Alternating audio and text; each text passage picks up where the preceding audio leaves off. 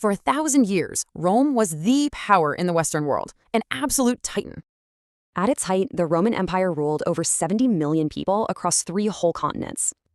They called Rome the Eternal City. I mean, they genuinely believed it would never, ever fall.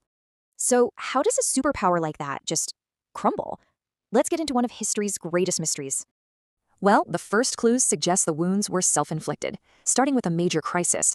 In just 50 years, Rome was torn apart by civil war, invasion, plague, and assassinations.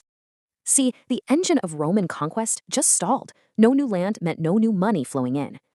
So to pay its bills, Rome started messing with its currency, swapping out silver for cheap metal. And that triggered hyperinflation. We're talking prices jumping over 1,000%. Just crazy.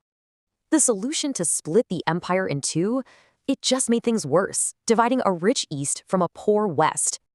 And while Rome was rotting from the inside, huge pressure was building right on its frontiers.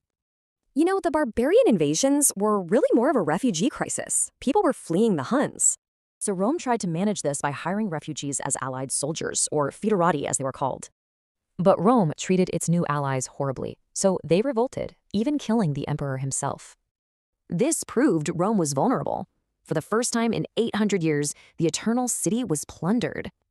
And right at this critical moment, a huge cultural and religious shift was happening too. Historians still debate this. Did Christianity weaken Rome, or did it provide some much-needed stability? So the final collapse in 476 AD wasn't some huge bang, but a quiet whimper with devastating consequences.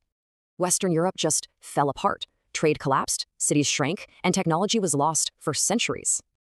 But here's the thing. Rome didn't just disappear. Its legacy was transformed, not destroyed. In the East, the Byzantine Empire thrived, and in the West, the Church became the heir to Roman civilization. So you see, there was no single killer. The empire fell to a perfect storm of factors working together.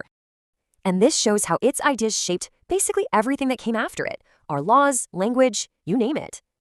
So Rome's story really forces us to ask, what actually lasts long after empires have turned to dust?